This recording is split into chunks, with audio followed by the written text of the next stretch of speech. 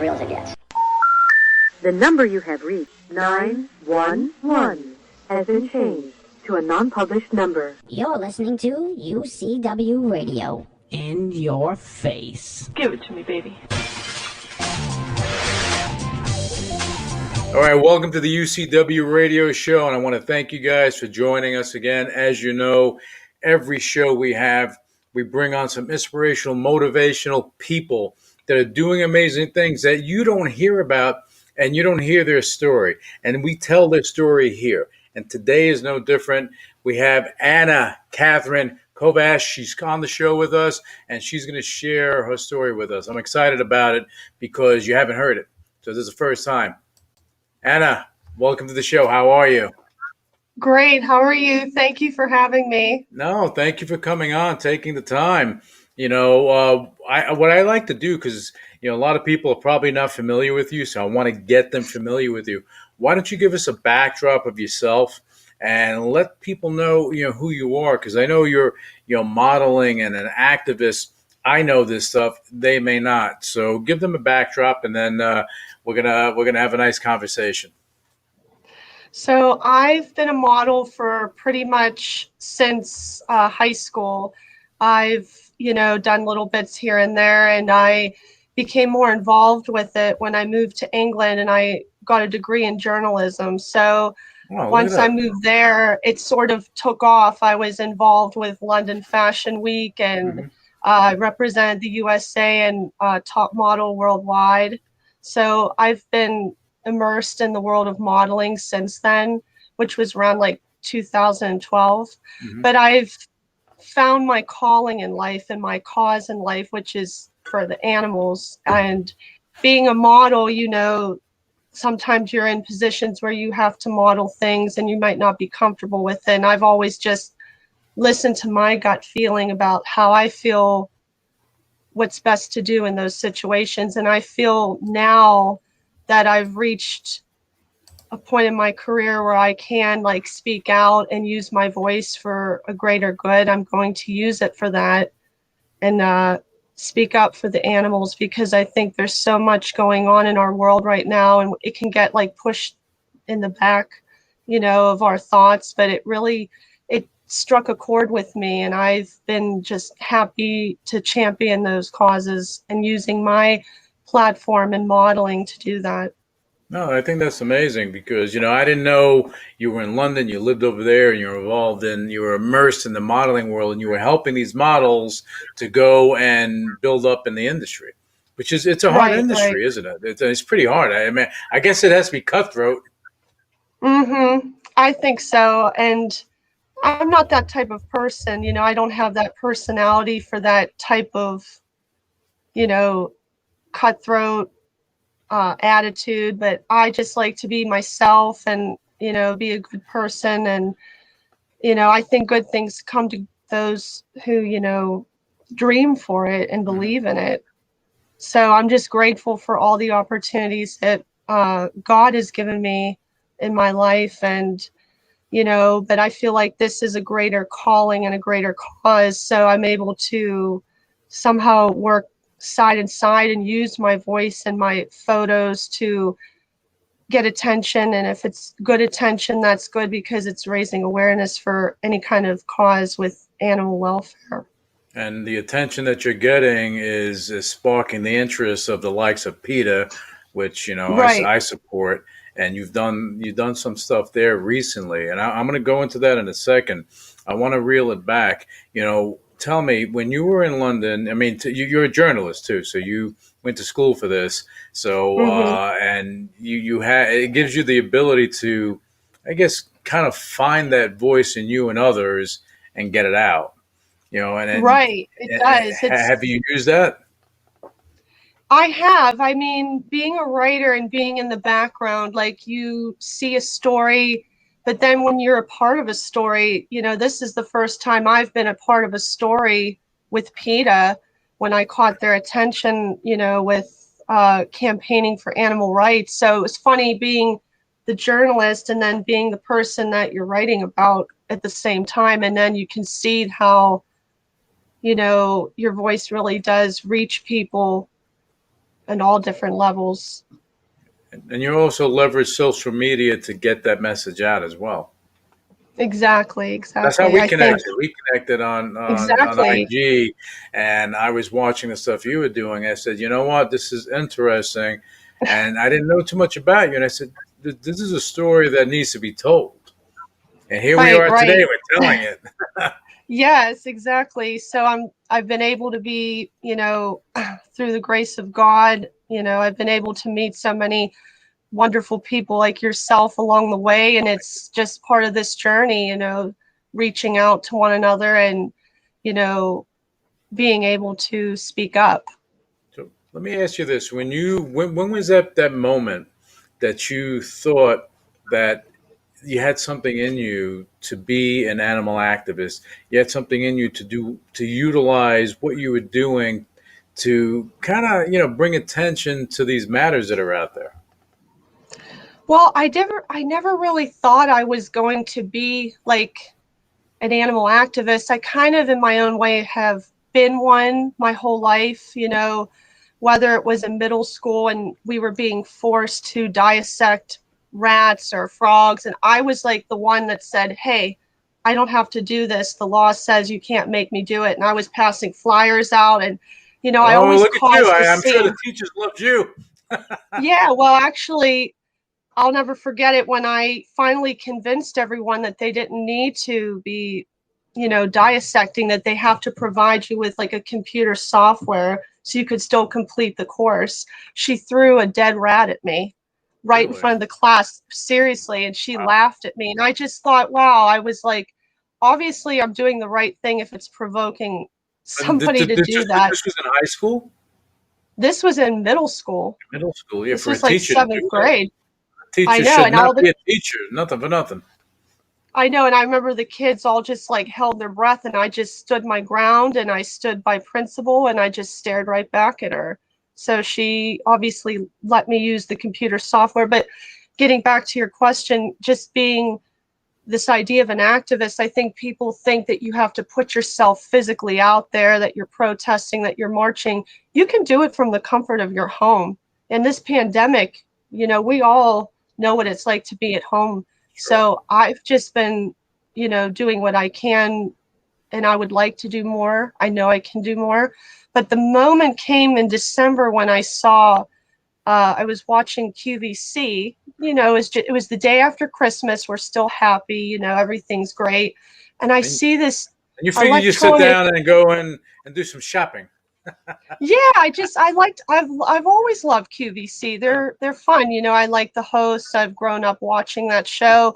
And I remember seeing it on the television. I had to take a picture of it with my phone because I couldn't believe it. It was this electronic mousetrap, and you're able to download an app on your phone, and you can keep track of how many you kill each day, almost like a game. And I was like, Really? there's something wrong with this whole picture, and it didn't Yeah. sit right with me. I thought something about this is wrong, and I said, electrocution is never humane. It's never No. humane for human beings, let alone animals. And you know this is going too far. And I thought, for a home family oriented shopping channel, I needed to say something. I'm a Sure. consumer. I buy things from them, and I wanted to use my voice, and that's something in me like changed that day. And I realized there is a cause Hmm. and there is a purpose for me out here, and it's not just sitting out here, you know being silent, looking away. The worst thing you can do in this world is look away when there's, you know, things going on for animals that are not good. Right. So I reached out to QVC, and I sent various messages and pleading with them to reconsider, and I heard nothing for about 11 days. And then I heard from their headquarters, and they said, thank you for continually reaching out to us. We have decided to pull the product from our television show and also from our website, and we will never sell this type of product again. And I just couldn't believe that me, like, of all people, one person could speak up, and you Why can make a not? I mean, difference. but one Right. person can make a difference, and that's the thing. If you look at history, You always have that one person, whether it's sitting in the front of a bus, whether it's marching and having a voice, getting on TV, whatever it is, one person can spark something.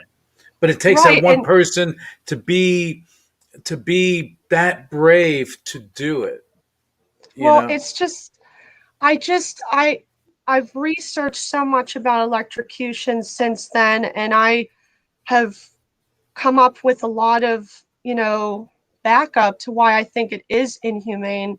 Uh, in 1903, there was an elephant named Topsy, and she Topsy. was Topsy that Topsy. went over the bridge in Pennsylvania. Really? Oh, I Hmm. didn't know that. Hmm. But she was a circus elephant from Coney Island, and she was taken from her mother at a very young age. She was brought up in this dysfunctional circus life, and they would force her to want to take cigarettes in her mouth, and if she refused, she pushed them back, and they thought, oh, well, we can't deal with this. She's got to go. We've Hmm. got to execute her. And they wanted to originally hang her, but the ASPCA Oh my God. the ASPCA at the time said no, that's too far. But that was during the time of the Battle of the Currents with Thomas Edison and all these, Yeah. people like Tesla, and he was trying to prove that alternating current was really deadly. So he would use these animals that he would find off the streets, like strays or cattle or horses. And finally, it was Topsy, and they hooked her up to this electrocution device in front of like 1,200, 1,500 people. Hmm. And it was televised, well, recorded back then. Hmm. And she obviously showed what he was trying to prove, that how deadly and how painful it was. And I thought, wow, we haven't learned anything 118 years from No. now, how deadly this is. Like, we're glorifying it with mouse traps. And Hmm. on the QVC website, they kept saying it's humane. It's humane. It's a humane high voltage shock. And I argued with them and I said, there is nothing ever humane with high voltage. No, I mean, And there you has ever to get be better electrocuted? But alternatives. you ever get a shock from a plug or from a car battery? That's not fun. Right. So it can't be No, much different than that, And just with no. that elephant Topsy you were speaking about back then, the Battle of the Currents, you had Mm-hmm. Carnegie, which was building bridges with steel, and he used Mm-hmm. Topsy to walk over the bridge, and that's what brought Oh, people to embrace steel, which is interesting. But that is they, yeah, interesting. Topsy did a great thing there. But then they were using the elephant to test electricity. That doesn't make any sense. And I know, I just know that I had to remember her name. I know they have it out there on YouTube, like you can watch it, and I can't find the strength to watch it, but just seeing her picture spoke to my soul. And I felt like in some way I was channeling her, and I realized that I'm doing the right thing. For Maybe other sure. people think it's silly. When you're looking at a mouse and you're comparing it to yourself, I think people think that something so small doesn't have feelings, or it doesn't have any it's not deserving of respect or compassion, which is a shame. Well, humanity. Humanity gets lost, and it starts with a mouse. Where does it go? A mouse, a cat, Exactly. a dog, a monkey, and as you said, elephants and things of that nature. Where does it stop? What are they going to go and take? Kids and test electric current through them.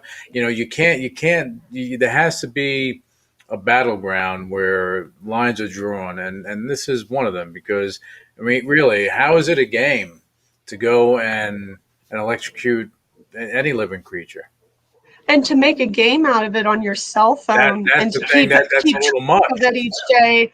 And it was just like, death is not a game. That's See, what's resonated with me. And I thought I was the only person. Perhaps there were other people that wrote in, but I just kept being persistent. I wrote to everyone. It was very hard to get in touch with them because their phone lines were busy. So I thought the written word is best. I just kept typing and pleading with them, and I did alert PETA to this, and I said, just so you know, I've noticed this and I'm going to keep pursuing this and writing this. Well, they're so busy. They get so many messages. about the time this was resolved and the product was pulled, PETA said, well, what's going on? I said, it's done. It's wonderful. It's been pulled. And they said, oh, wow. And then they got back to me a month later and they said, our colleagues and I would like to honor you with this award. Nice. And it was just like, wow. Well, I was so honored. Congratulations with that. But PETA, they do a lot of great things out there. They get criticized for some things. Maybe they're going over the top. I get it. But you know what? If you don't go a little extreme, really, you're not going to get the attention to the real causes that you're trying to impact. And, well, I think that they've played, nice, but that doesn't always get attention. No, something nice. You play nice. Sometimes people will laugh at you, ignore you, and do all that fun stuff, but nothing gets done. And really, again, I don't care if it's civil rights or any other types of rights that are out there. If you're not fighting for them, then how is it going to invoke change? And with animals don't have voices, so they need us to fight for them. And that's important. Right. I found my cause, and that's what my heart spoke to me. And I realized that this is my gift. I'm able to reach out to many people because of my modeling. I've used that as a platform. I've been published in many magazines, and I've used interviews to talk about like cruelty-free beauty products or how to make changes in your life that are going to be a positive impact on the environment and for animals. But the worst thing that we can do is turn a blind eye and to live in ignorance. And right now, I feel like it's like what Jane Goodall said recently. She said there's just this small window of time before we're totally trashing this planet. I mean, it goes even beyond like animal welfare, because while they're being abused, it's destroying the whole world, from the oceans to the lands. Well, if you notice that during the pandemic, people weren't traveling, a lot of things weren't happening. So what happened? The ocean, the earth started healing itself, had the time to. You had dolphins going where they haven't gone before, and they went to to Venice. They were in the canal. You can see the bottom of the canal where normally you can't.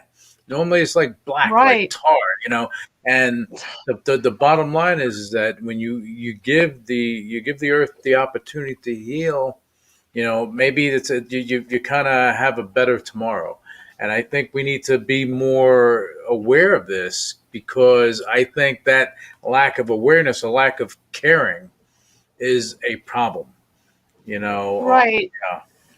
I just think like, when we look at animals and ourselves, we, and it's as it says in the Bible, we've been given dominion over the animals, but that doesn't mean we haven't been given, that trust and care to look after them. They weren't just garbage, And I've been finding by reading in the Bible that there is a lot of evidence how veganism was used in the Bible, and it wasn't something shameful.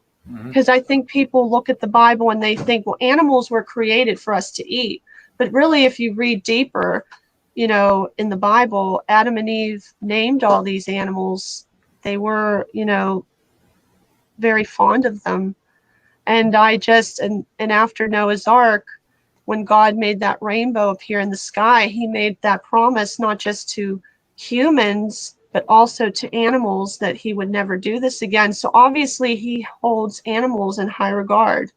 They're not just something to be taken lightly. And I've thought about that, and I think that we definitely can use a lot more compassion in this world. Well, compassion is a key thing, and animals, they have feelings. If you have a dog or a cat, they have emotions.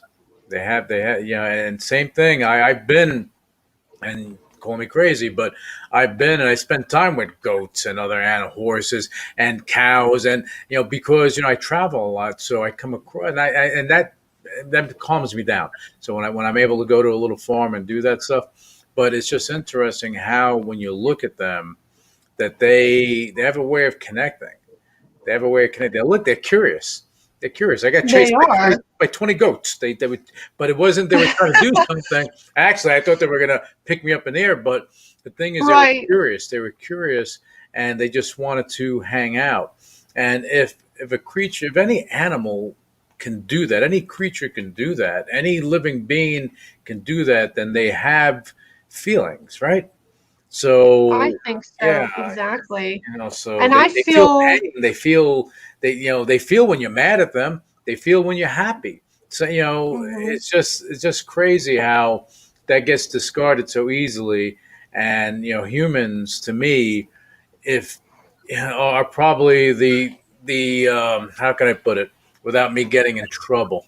Um, they can be. There's a level of I'm not going to, well, maybe, I don't know if evil is the right word. There's a level of disregard for other life, even human Right. life, where people can go out and Exactly. easily go kill someone else. So there has to be something that maybe can help and bring things to people's attention, because I think that something needs to be done, and you're doing a great job with that, with getting the word out and doing that. Look, you got an award from PETA. I know, right? They send That's, you a little rabbit. it's what? They send you a little rabbit. They sent PETA rabbit. me they sent me a book by the president of PETA called "One Can Make a Difference," and Mhm. that's what the award is called. One Can Make a Difference, and it was a big framed award certificate. It had a little mouse on a little flower. It was Okay. really cute. But yeah, getting back to what you were saying, I think that human beings are good at heart. I think most people care. I do believe in good people, and I believe that there are some people that have no idea what's going on, and maybe listening today what we're speaking about, it might like plant a seed in their heart, You can only and for hope. me, like what I speak about when I speak for animals, it's not about winning debates, it's not about winning arguments, it's about winning hearts. It's about hopefully we can heal this world together. We shouldn't be fighting with each other. We should be thinking, how can we make it better? Human beings at their best are so inventive and so creative. Hmm. And I've seen such a movement with the plant-based lifestyle with food. It's just skyrocketed, especially during this pandemic, because people feel safer eating something that might not have, COVID. Well, and but also think over the past 10 years, over the past 5 years, there has been a lot of things happening. Now you have plant-based burgers that, people never thought you can go to McDonald's or Burger King and get a vegan meal that tastes like meat, Right, right. meatish. You never thought, but that's something with Beyond Meat and the Impossible Burger of meat or whatever. These companies, they're creating things using science. Using science, they're creating things Right. maybe can be a replacement for it. And I've had the Impossible Whopper, and it tastes pretty good. It's not on sale anymore, but what are you going to do? But it tastes pretty good. So there are alternatives. Doesn't mean not everyone's going to stop eating meat. Yeah, I mean Hmm. it's something that has to be accepted, but there can be some sort of balance. Because with the farms and the cows and the greenhouse emissions, all the stuff that transpires, it's affecting not only the animals, it's affecting us, it's affecting the whole world. And how long can that go? Well, just think what you're eating though. Like they're injecting so many hormones and so many antibiotics in these animals, and it's coming into people. Like you are what you eat, and if you're eating this, you have to question, like, really, what am I eating? What am I putting into my body here, besides like pain and suffering? And I've looking at the dairy industry, there's just something that doesn't sit right with me. And we grow up being raised eating, meat or drinking milk or eating eggs, and then you look at the reality. These cows are being raped. They're being, artificially inseminated. their babies are taken away from them just as they're born, and the male calves are being murdered. And I'm like, this is an ugly process. Like, I think back to the biblical days. Yes, that kind of thing was, people ate meat then, but it wasn't like that. There was not factories. I think we've looked at these animals as dollar signs and profit, and it's just greed. And I can't look away. I can't unsee what I have seen on videos of people who are undercover. I can't unsee that. And if I ever think for a second that I don't have it in me to speak up, I just remember what I've seen. Yeah. And it's like they're saying to me, please don't forget my face. Yeah. And I always think that in the back of my head. And I think we can do so much better in this country and around the world. It's one thing to call yourself a nation of animal lovers, but it's hypocrisy to say that knowing what's going on in this country and all over the world. I mean, the thing is that what they do in I mean, the meat factories and how they go and they take these animals and what they do to them, even with the goose down and what they do with the birds and everything. I've seen this stuff, and it's horrifying.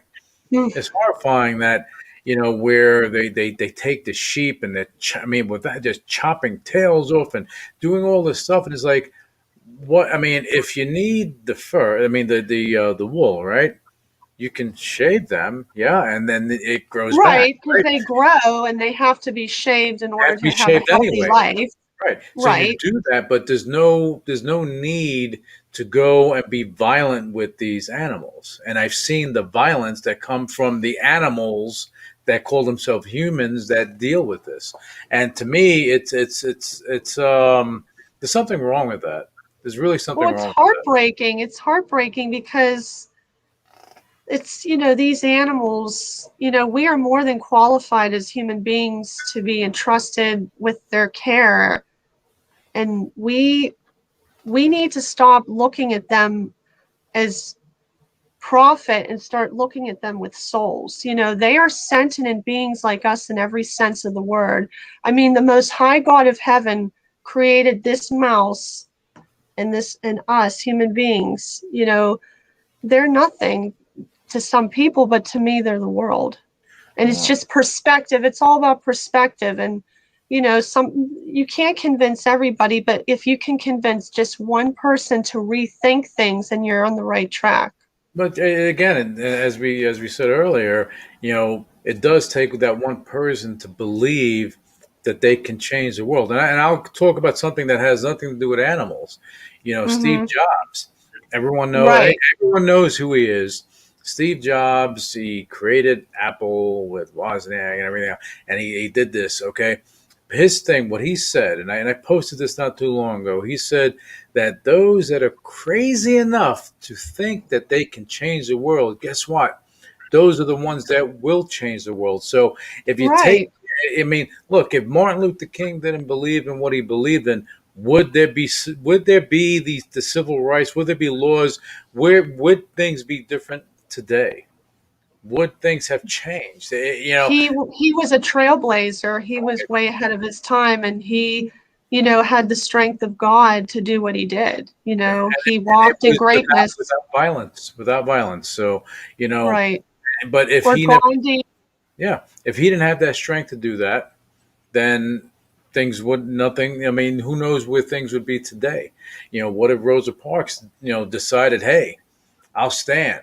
Or I'll stand in the back of the bus. She sat in the front of the bus. She wasn't getting off. If these people didn't have it in them to say enough is enough, and didn't do this stuff, things would be different today. Same thing with our leaders.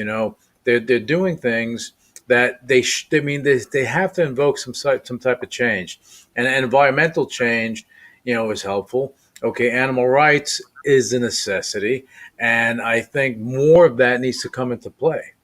And you're part of this whole solution. Yeah, I just, I'm still new to this journey, but I'm, ready and willing. I've said to PETA many times, if you ever need a voice, I'm your girl. And when that was like the last thing I ever said to them, and then a month later I had this award, and I thought, wow, they think so much of me.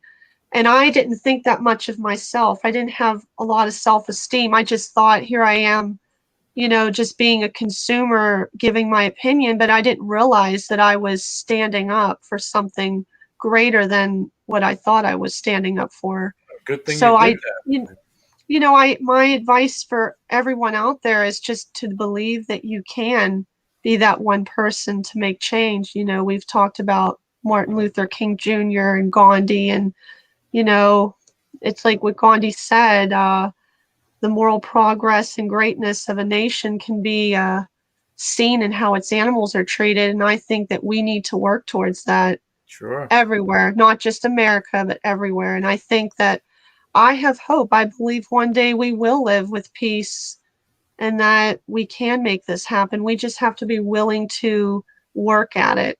It's not easy. You take steps into it. You don't just jump into it. You think, what can I do to make the world better? And you can do so much, whether it's, in your community. Like my mom and I, we help a colony of feral cats, and we've changed lives. We've seen them go to new homes, like just doing something good. Well, That's what makes us. you have to do something good. You can't just be on a mission for success. It's Right, good to be successful, and I love when people succeed and they do something awesome. I love it. I love it. right. What I love better is when they take that success and they do good. Then you know what? You're a superstar because now you're actually doing something good with whatever success or fame that you've developed. Now you can do something further with it. And I think that's important. I think that more people need to do that. I don't think enough people do that. And I've had such great support. I thought when I came out as being a vegan and supporting animal rights, I thought I was going to get hit with a lot of negativity.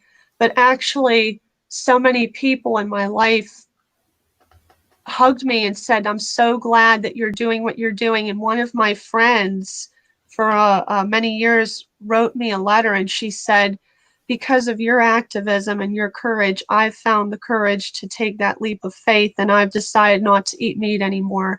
And I thought, wow, I said, I feel like I am making a difference. I'm You're speaking making up an and impact. You're making an impact in your way. right. And whether you're impacting one person or 1,000 people, it's important. And the thing is that this is a journey. As far as activism, you're just starting. Hmm. Where are you going to be in the next 5 years? You don't know. But I something, I don't know. think that you're going to be a lot higher, much, much higher than you are right now. And think of the impact then, what you're going to be able to do. You're going to be Right. reaching I'll look back on this. Maybe in 5 years, we'll be speaking again and Sure. recalling what I Now said you probably forget exactly. him at me. You say, Lou, who's that guy? No, but you know what? I think what you're saying is true. Like the best is yet to come, Sure. and we have to keep pushing at it, keep walking. Even though people may doubt you and laugh at you, just keep on walking. That's the best advice I've ever heard in my life. Just keep on walking. Yeah. Because Well, if you stop, then you won't accomplish your destiny. When your you, destiny is calling you, you know it in your heart. mhm. And God put that there, and I knew that this was my calling. I've had hints of it my whole life, but that was the moment where I had to either change the channel and just forget I saw it, or just speak up. That was your personal And inflection point of where you were going to go this way or that way, and exactly. you made a conscious decision to do something because you were able to. Where it's people think that it's easy just to do something. It's not. You have No. to, you do something. You have to commit to it. Like look on social media and internet and everything. It's easy to be a tough guy, be a bully, and that's what people do. It's easy to do that because you do it and you walk away. When you're doing something good, maybe it's a little bit harder to do. Maybe it's a little more of yourself that needs to be put into it. But why not? It's Why not? always easy to follow the crowd and not say something if you feel it in your heart that it's wrong, but it's harder to step out of the crowd Sure. and single yourself out and say, well, I'm going to go this way. I'm not going to go with everyone else because my heart's telling me something else. Yeah, and you have to, you don't have to go spend all your time doing it, but do something, anything. Right. And just in life, I believe that everyone should do something good, at least one good thing a day, one little thing, something, anything. Yeah. It Help lifts an old the lady spirit. pick their bags up, go. Let somebody go in front of you in a line. Whatever, Exactly. the little things, but it's interesting when you do that. And with me anyway, I feel good about it because I know I'm consciously doing something, as ridiculous as it may sound, but I'm doing something that I know is the right thing to do. Like, you don't have to be just all like this all the time, where this is what we're stuck doing most of the time. We're so wound up, and you forget that that person that lives next door to you or down the block or a country away, guess what? They cut their hand, they bleed like you. You hit them, they That's hurt right. you. They're human, okay? And with Right. animals, like you have a cat, you have a dog, whatever. The bottom line is there are other animals that feel the same way your animals feel. Exactly. So, And yeah, when you live for others, it changes your life. If you live an existence of just being self-absorbed, what are you really living yeah, for? Honestly, if you don't live for others, and that could be other people, you could be living, for other people. In my case, I live for animals. I obviously love people, yeah. but my Not all special people. place in my Most heart, people. right? But I believe in good people, even if they're having a bad day. I believe there's good. I do believe that, and I think we're all capable of compassion, which is, great. I mean, when you like, as a society, if we're pushing animals down here on the spectrum, that's only bringing us down. But once we raise them up to here, that just raises us even higher. So just think of the possibilities if we did that Yeah. together as a nation. I just can't fathom how blessed we'd all be and feel inside to do good for others, and Well, that includes yeah, animals. it's about doing good, and some people they're so stuck in the success mode and really getting ahead, and probably the first chapters of their lives are on that treadmill with earning it, but then they begin to realize later, you know what? Now I have to do some good, and that's okay. You can't be an activist from the time you're out of the womb. But you can Right, go right, build up and just get it together and then do something good out there. And I'm going to go back to history because I love history. Andrew right. Carnegie, one thing that he did at the later part of his life, when he was done, when he sold his company to JP Morgan, all this stuff, when he did that, he preached that if you die a billionaire, you're the poorest Yeah. man on the planet, that you have to go do good and give it away and do some good. Not give it away, but do things. Right. Well, money doesn't have any value unless you're helping others with it. That's how I feel. Like, if I ever was fortunate enough and blessed to win the lottery, man, I would build the greatest sanctuary the world has ever seen. Honestly, if I could win like the Mega Millions or something, I always said to myself, I would just buy all this land and have all these animals come there, and it would just be like, wow, that would be my kind of heaven. But you got to hire a lot of poopy scooper guys because That's right. and Yeah, but but that's okay. See, that shows your heart, and I think that's fantastic. And hopefully you do win Mega Millions. But then yeah, again, you do right. that, then it'll be like Lou Who again. But that's okay. But you're going to No. be doing some good stuff out there, and I think more and more people should hear your words and understand that you can do good while building up.